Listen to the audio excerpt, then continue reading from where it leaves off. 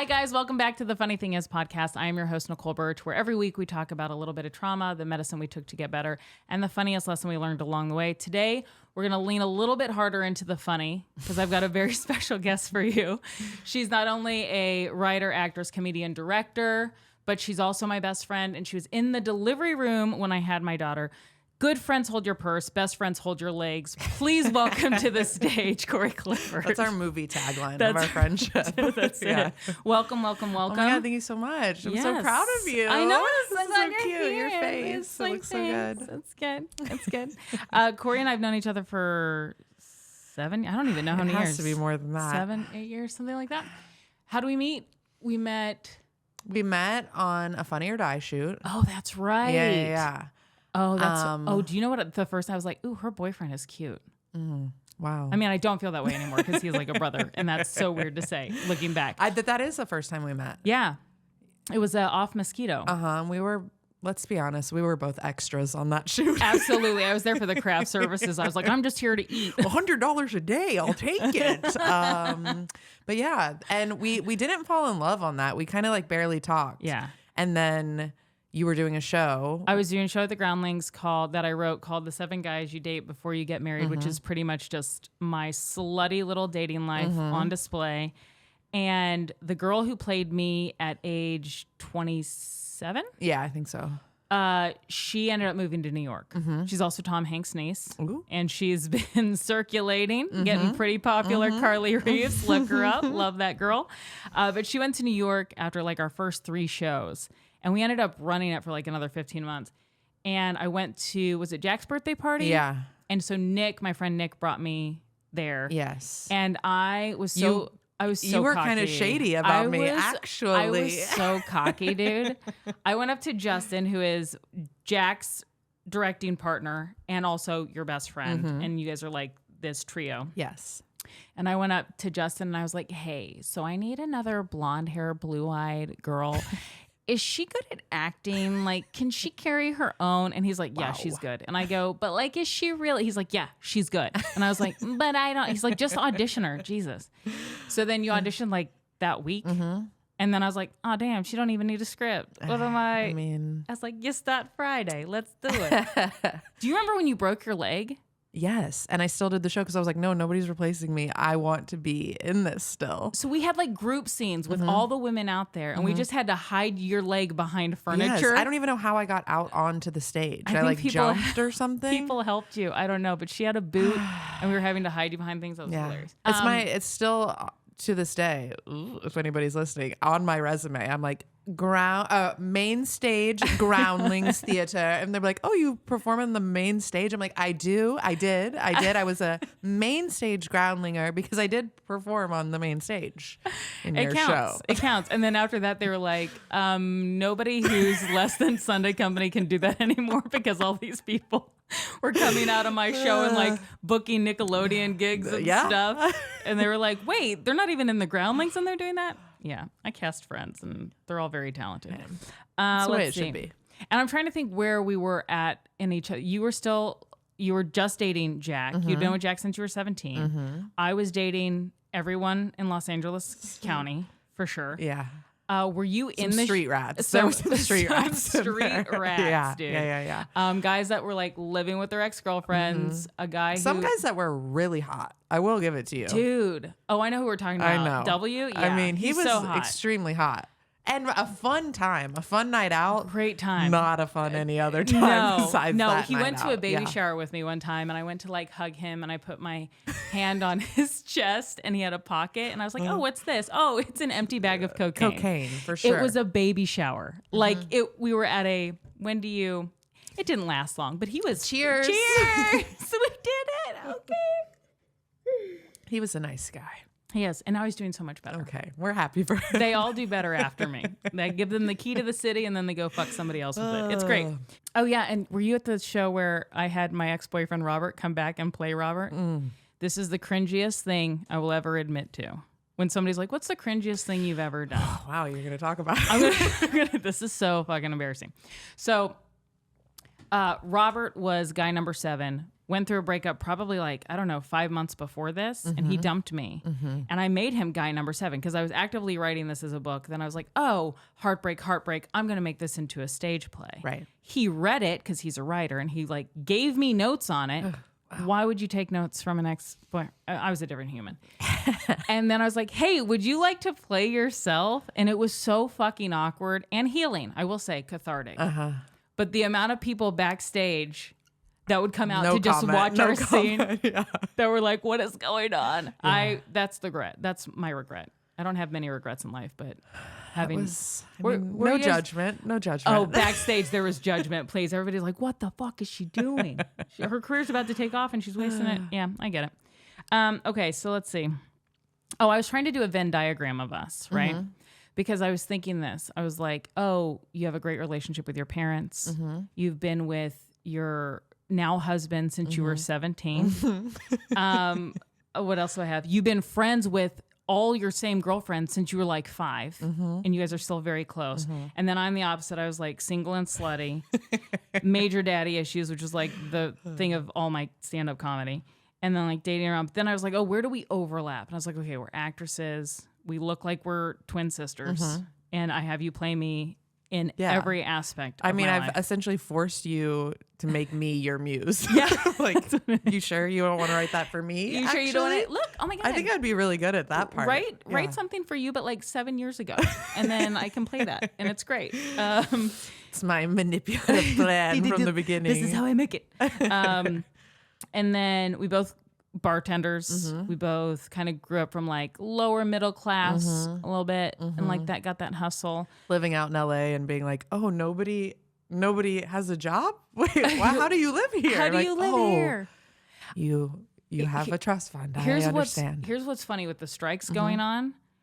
Could not be happier that I have a job. I know. Because when the actors that were kind of consistently working but not making like 6 figures a year, they're all like, ooh, what do we do? Yeah. And they're calling my bar and being like, hey, you guys have an opening? I'm like, I've had 7 jobs since I was 14, so it kind of all feels the same. You're like, we're just jumping back in. You need me back at the bar? Yeah, Guess what? You're back at the bar. Yeah. It's crazy. And then we're both multi-hyphenated, which I appreciate. Yeah. Look at those multi-hyphenated. Cute. Look at those. Love it. All right, so I racked up some of my own questions, and then we have questions from online. Okay.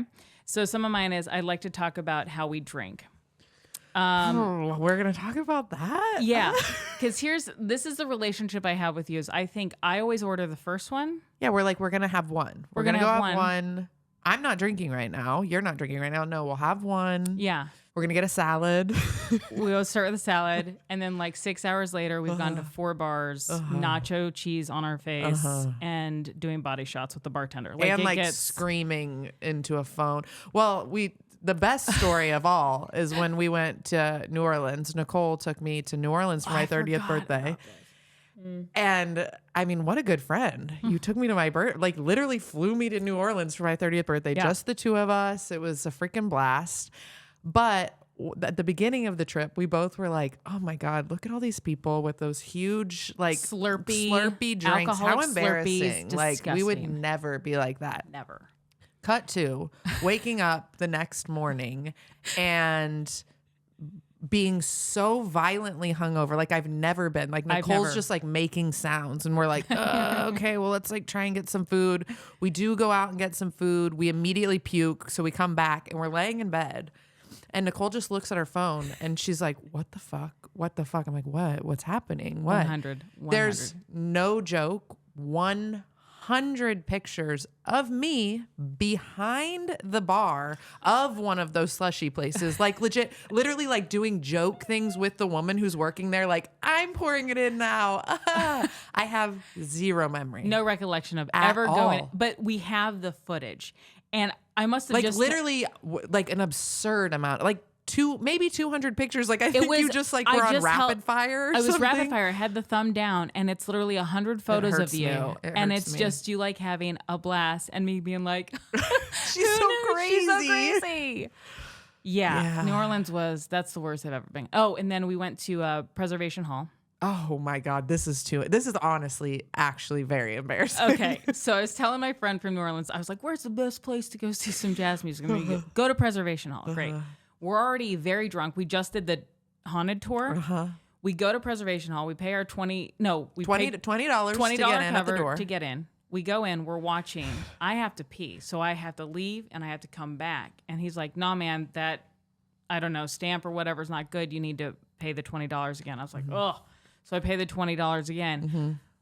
When we get back a week later, I was talking to my friend from New Orleans, and they go, "There's no cover charge." There was no cover. That was just a man on the side of the street road who saw two drunk girls that was just collecting cash from us because we were so drunk. Yeah, and you know what? Good on him. Good. I'm glad he saw made that hustle money. And he made that money. We were dumb as fuck. So he made good it for him. happen. Am I allowed to cuss on this show? Yes. Stop. Sorry. No, please. Okay, The more the merrier. Wine's kicking in. Fuckity fuck.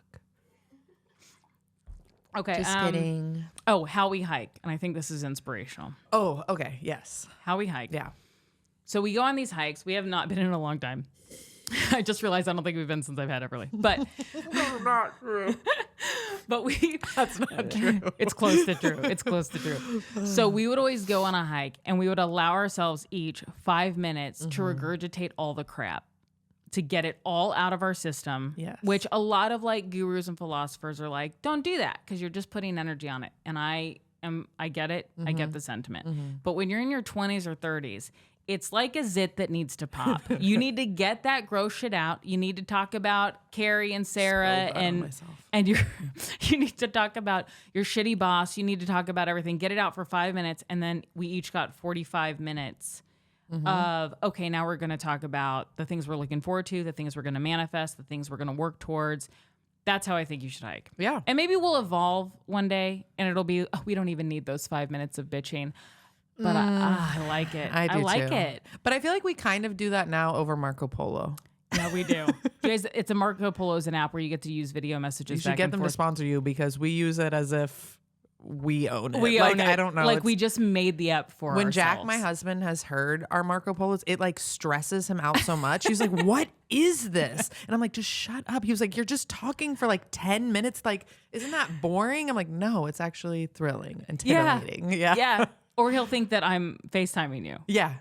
Yeah. I'll get that where he's like, "Oh, hey." And they just see my reflection and they're like, "What are you doing?" What's happening? Yeah.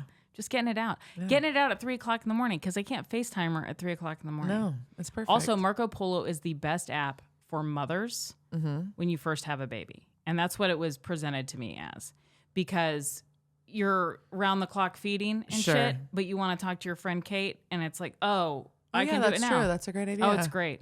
It's good. That's a hot tip. It's a hot tip. But I think hiking, you got to get a little bit of the poison out first.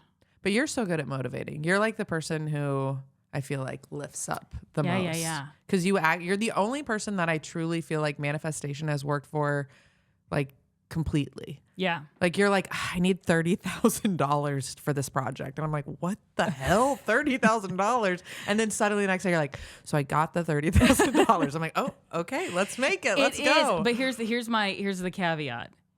I can't pull 3 million. It's literally it's capped at 30K. It's capped. I think like the first time was like 22. I had 22,000, just a random number written on my vision board. And then I booked Jack in the Box. And the first amount of pay was that. And then I'd also had a number 38,000. But the Jack in the Box, I even remember more specifically, you had kept saying 17,000 and you got a check for 17,000. Yes. And it was like, you're a witch. You're a witch. I had 3 numbers down and it was like 17, 22, and 38.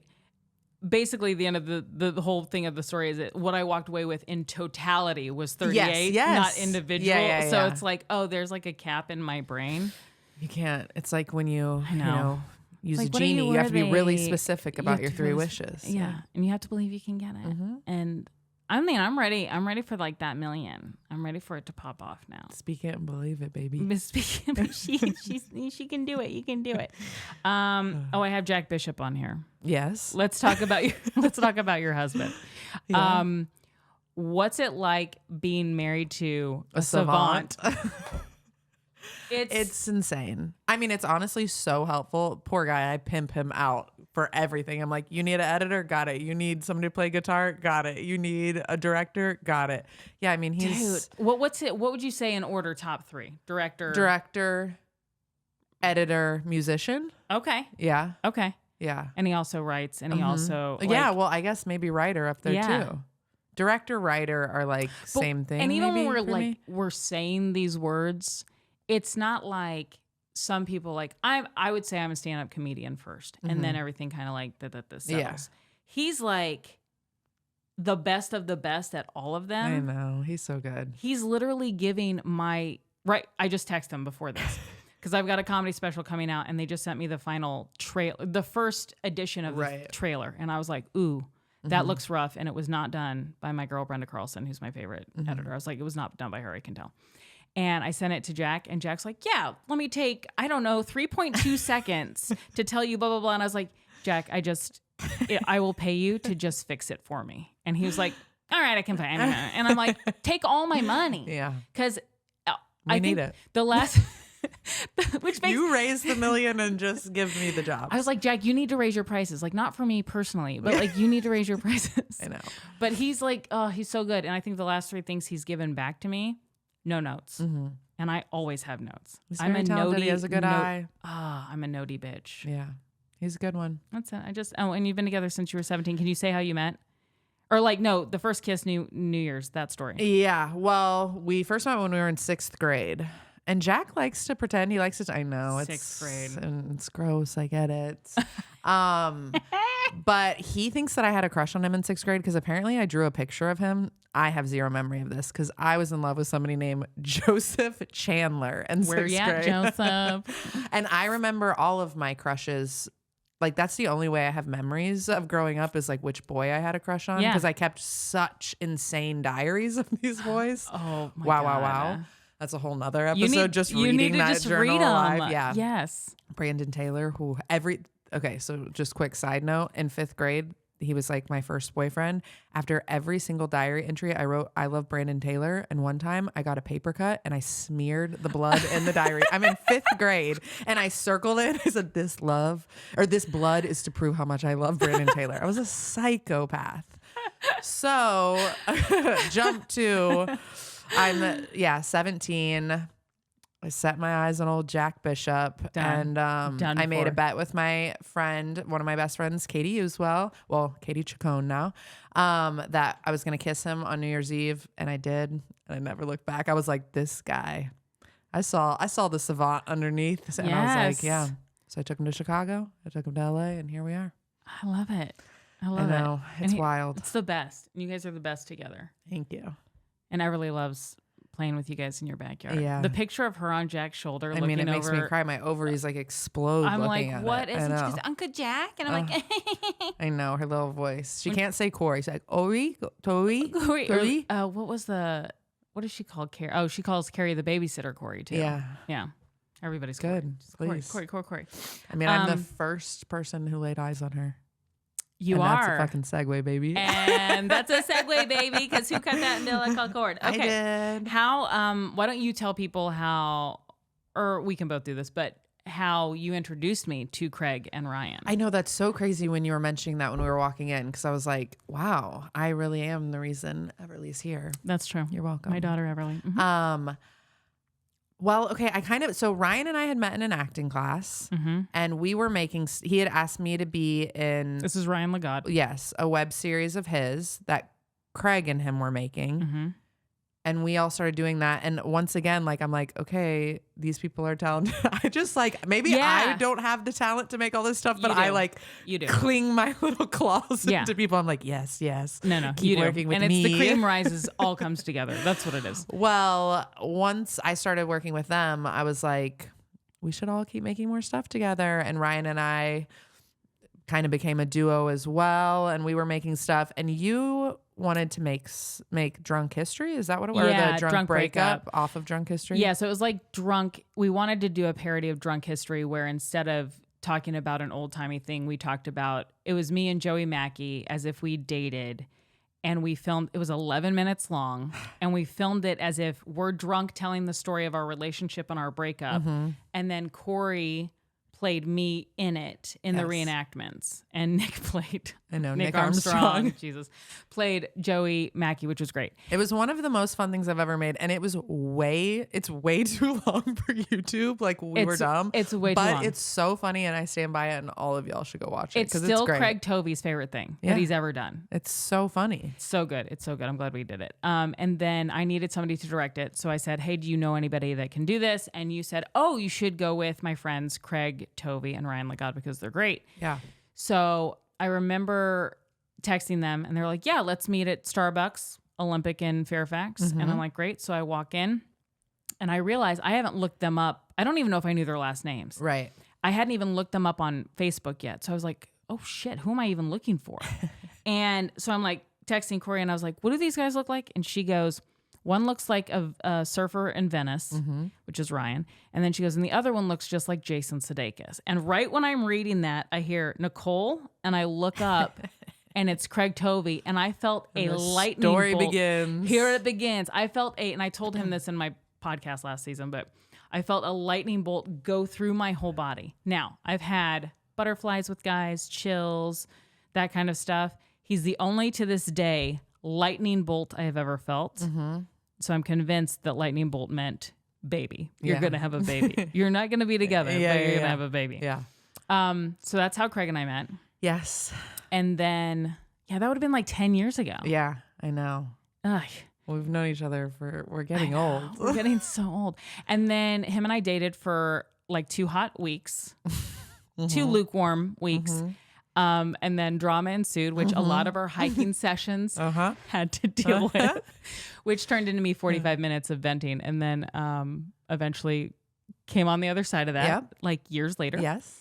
And then we all became friends and just hung out and made stuff together. And then I got a fateful call. And then you got a phone call. So had I told you that we'd hooked up that night? Yeah. I did. I was like, guess what? We hooked up again 7 years later after we tried to date.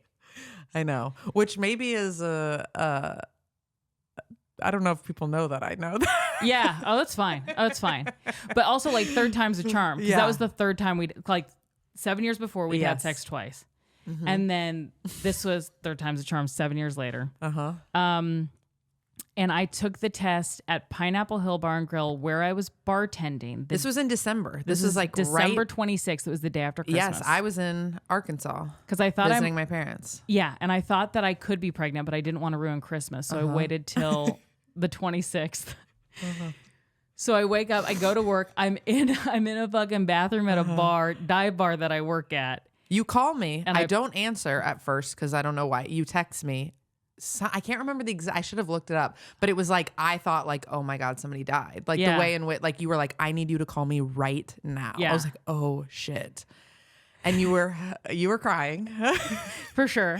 And I just remember, I'll never forget. I'm sitting on my childhood bed. Jack is sitting on it too, and you tell me like I just took a pregnancy test. And I'm pregnant. On speaker. No, am I not on speaker? I don't think you're on speaker. Okay. And you tell me, and I know it's Craig.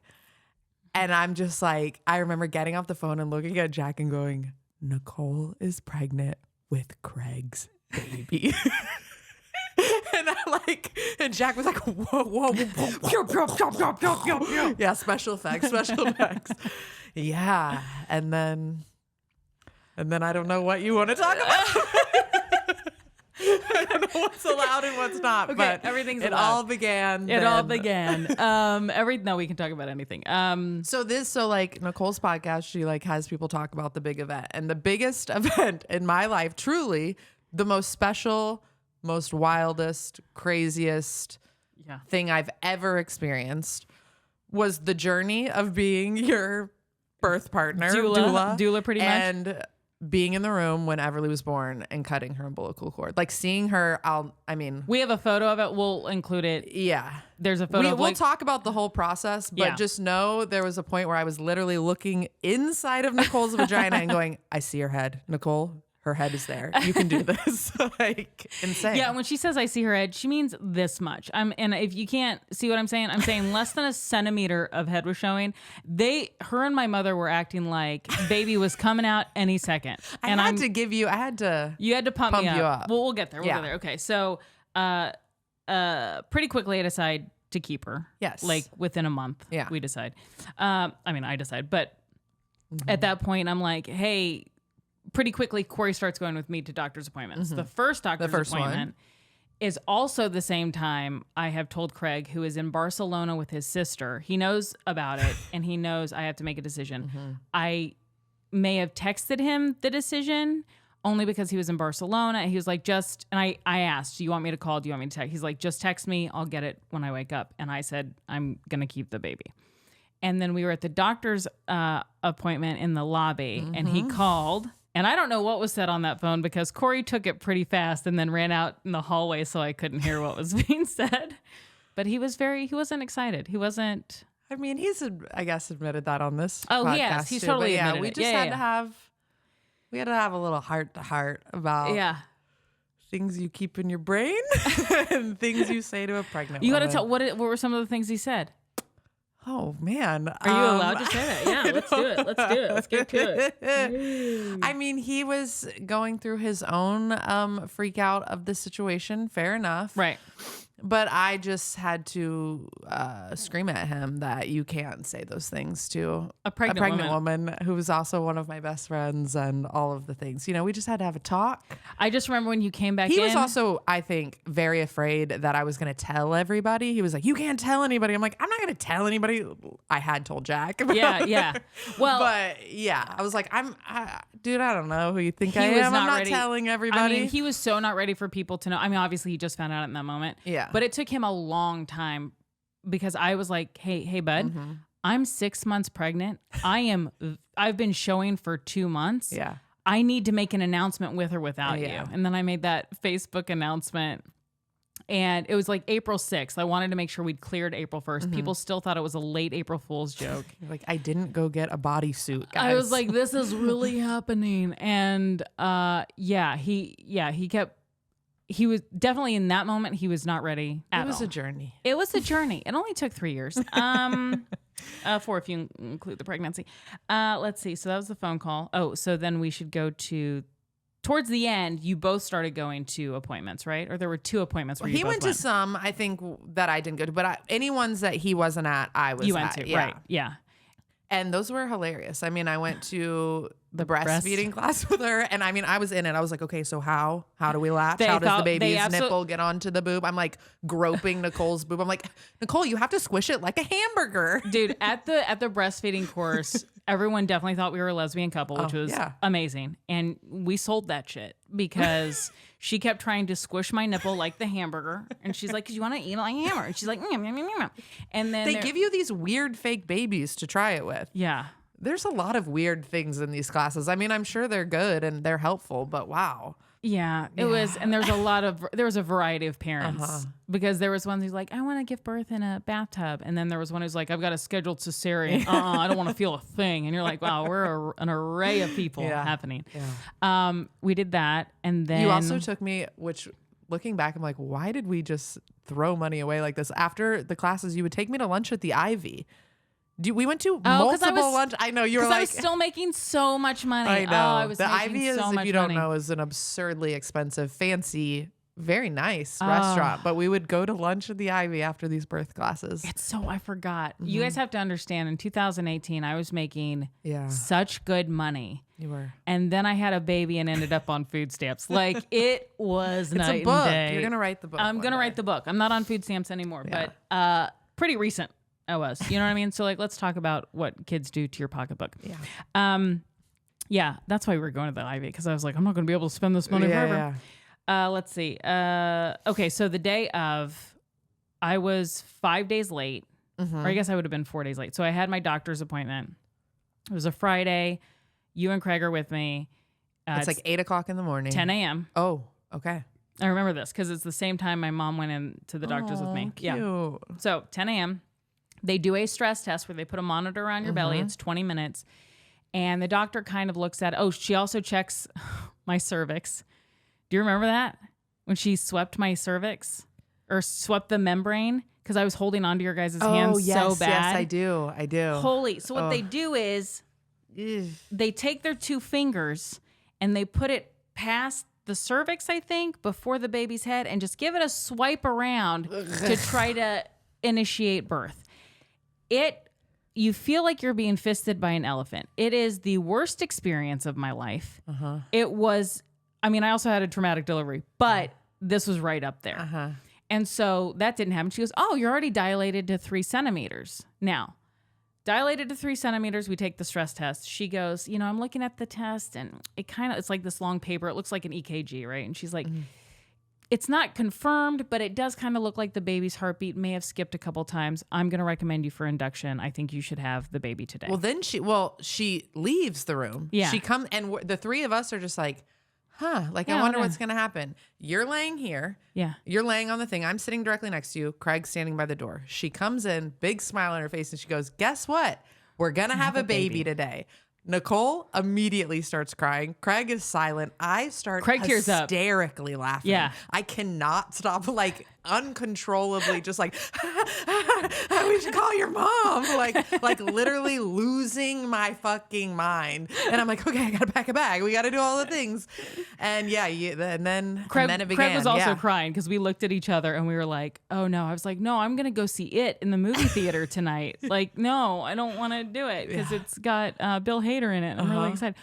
And looking back, I will say this is where my PTSD starts because my body was already at 3 centimeters. Every woman in my family has had the baby 2 to 3 weeks late. Should have just let it ride.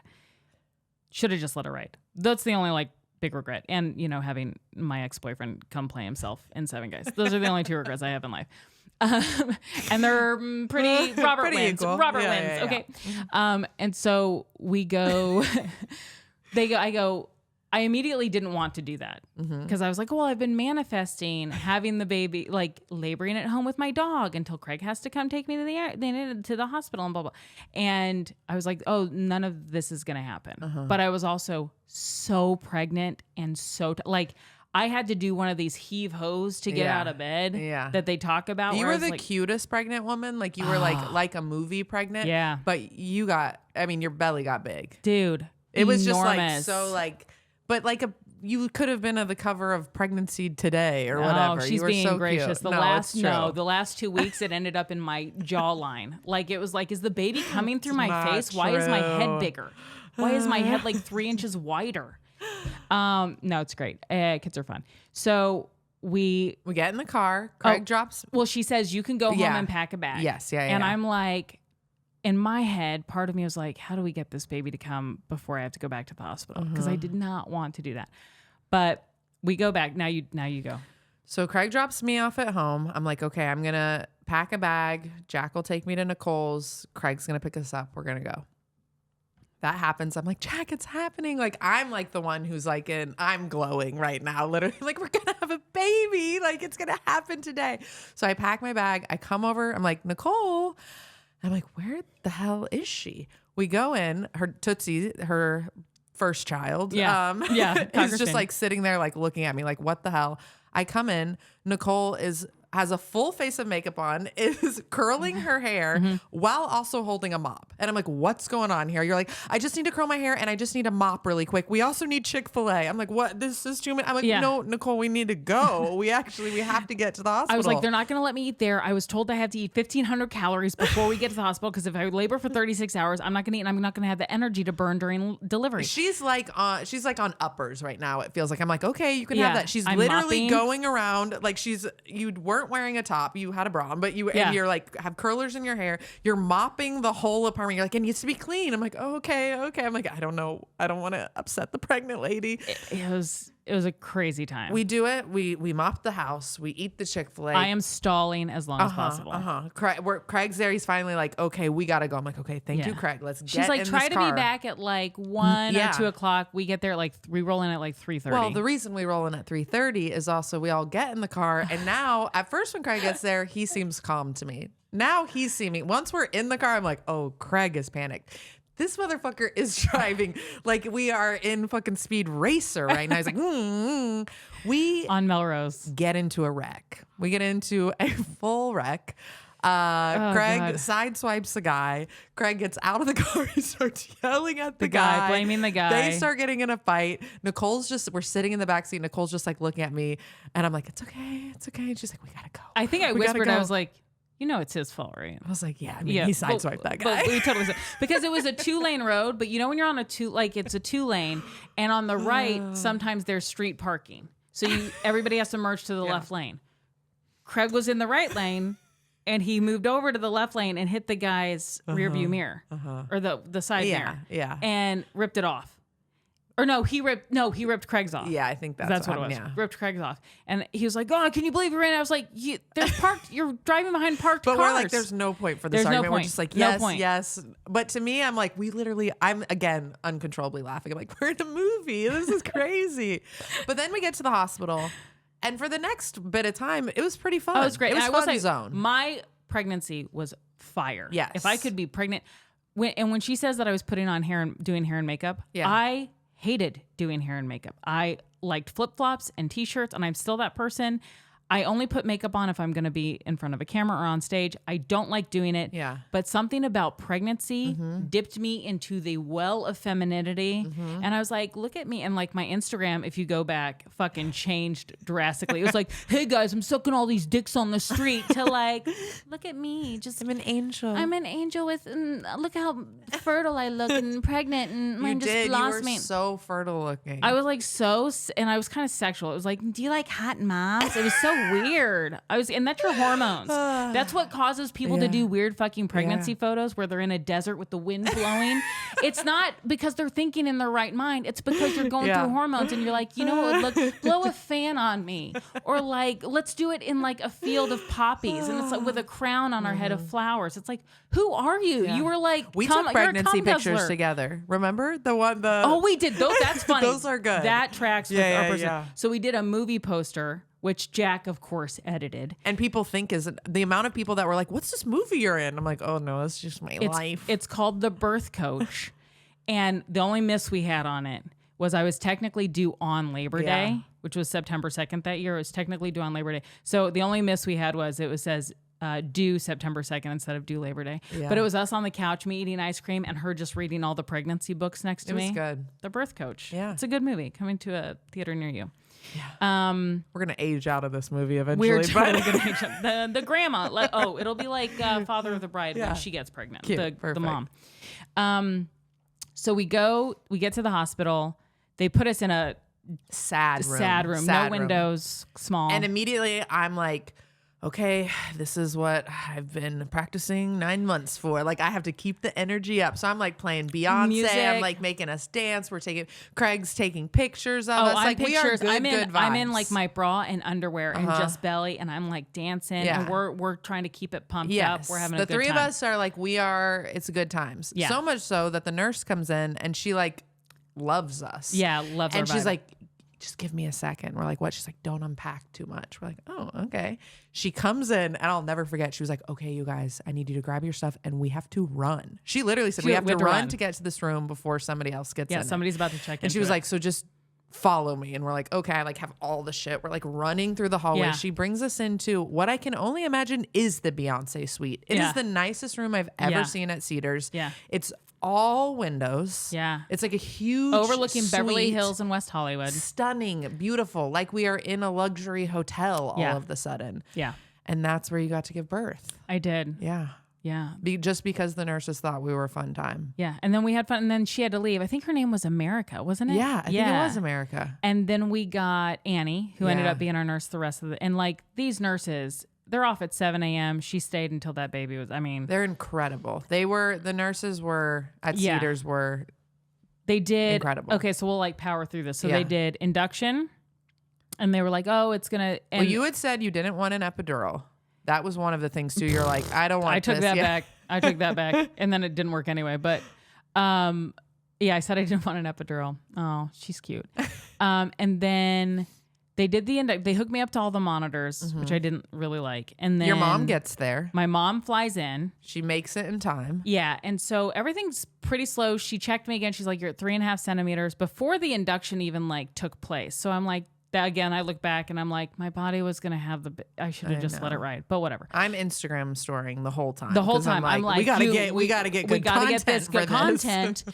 And so we're doing it. And she gets in at like 7. right? So I was induced at like 4, Jack 7. brought her in, brought us salads. Brought us salads. Yeah. Brought you guys salads sorry about because that. I couldn't eat anything. The nurses tucked me and Craig in a little cot together, Like, like a little tuck couch them. bed. Like we took a nap. Nicole's just awake. I'm like, you need me? No. Okay, I got to get my rest, Nicole. I'm like, yeah, you guys need to. We're like, wait till it comes to the leg holding part. Because at one point, I can't remember if it was your. No, it was you because you're like, oh, my shoulder's getting a little tired of it. And I'm like, are you joking right now? And Craig was in charge of like the mask at one point because I needed oxygen. Anyway, well, okay, so at one point they're like, go to sleep, get some rest. This could be a long night. Yeah. And she leaves. Oh, I'd had contractions. And I was like, oh, I'm not having contractions. She's just moving. And that's her butt. And my stomach gets really hard. And I was like, oh, that's just her butt up here, right? And she goes, no, that's looking at the monitor. You're having a really big contraction. And I was like, oh, really? I've been having those for weeks. And she goes, oh, you can probably do this naturally then. If you're at 3.5 and you're not feeling this contraction, I bet you can do it naturally. And I was like, yes, but they still induce me anyway. So we do that. We go through it. We all get ready to get tucked in, to lay down, to go to sleep. I think the lights were off 15 minutes, maybe. Everybody's like trying to get some rest. I'm on my side. And because I'm hooked up to the monitors, and a lot of women describe your water breaking as a pop. It was a pop, but then it was a double pop because then you heard it on the monitors and it scared the shit out of me. Yeah. And I was like, oh, what the fuck? And then I was like, oh, water everywhere. Yeah. And I was like, oh no. And then immediately I went from like minor contractions, and I mean things that I wouldn't even think were contractions, to a fully active labor in 15 minutes. And I looked at Craig and I was like, and I remember like crying. I remember calling mommy for my mom to come over and hold my hand. And I was like, oh my God, need an epidural, get an epidural. She comes back in and Annie's kind of like surprised. Yeah. And she's like, oh, let me check you real quick. I was a 10. That's so crazy. In less than like 30 minutes, I went from 3.5 to a 10. And I don't know how to explain this, but I'm like, it felt like it all happened in that that first that active labor contraction. It did not. It was so many more hours to go. No, I mean how I got to a 10. How I got to a 10. Because I was like, it hurt so fucking bad. And I have a high tolerance for pain. So I was like, this is gnarly. So then at some point we get an epidural, and then... But we're pushing on my back. And then at one point we push on my knees and on my side. And when I push... Nicole's also, just so everybody knows, fully cracking jokes this whole time. The whole time. She's like, am I peeing? Am I like, she's like suddenly become Beavis and Butthead. Actually. Yeah, I'm disgusting. It's all fart and pus humor. It's disgusting. Like, okay, so I've got the robe on me. And at one point I get on all fours, which by the way, lets you know the epidural's not working. Because if you can get on all fours and push, your epidural's not working. And somebody should have like, and the nurses, I guess, were talking about it, but I didn't hear that.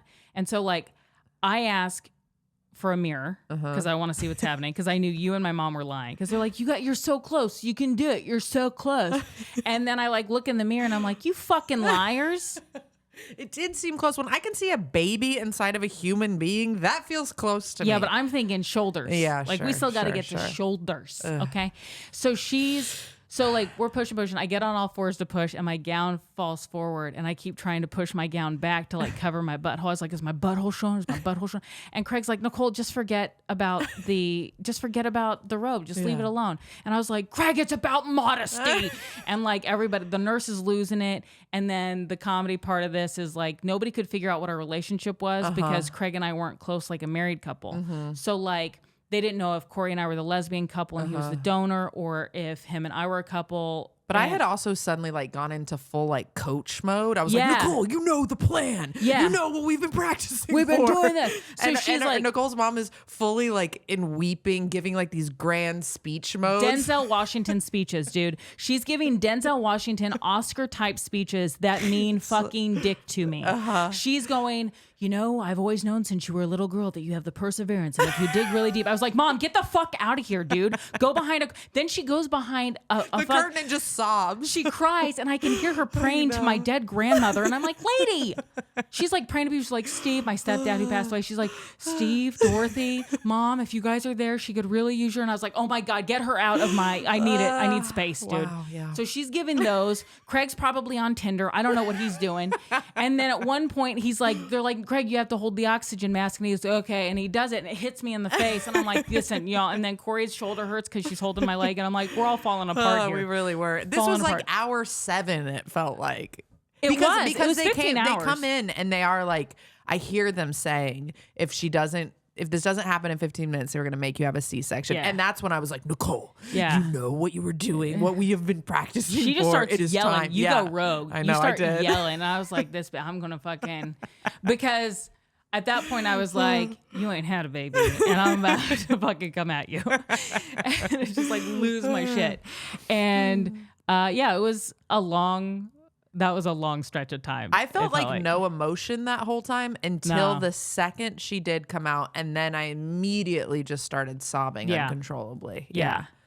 Well, we have it was a miracle of birth. Well, we also have a photo of you when she first came out because you're literally like clutching your chest like, oh, fuck. Like it's nuts. It's a great photo. And I cut the cord. And you cut the cord, and then Craig cut it a second time. And I'm like, what are we doing? We're just giving these away now? Can I cut one? Like, what are we doing?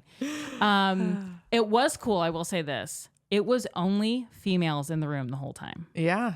We had a female doctor, a female resident, a really bitchy female doctor, which I kind of appreciate. But she was the one who wanted to take me to the OR.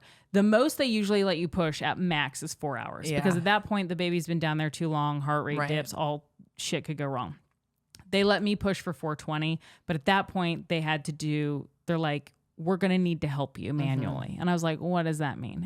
And they literally put their hands out and they were like, us two are going to have to use these hands to help you manually. It's so insane thinking. Because my bones, nothing was separating the way it was supposed to. And so they did that. It took a vacuum, which is like the last thing I wanted to do. And she finally comes out and they put her on my chest for like a second. And like, I'm crying. Everybody's crying. Mom's like losing it, giving another Denzel speech, I think. Oh my God, this woman just wanted her Oscar.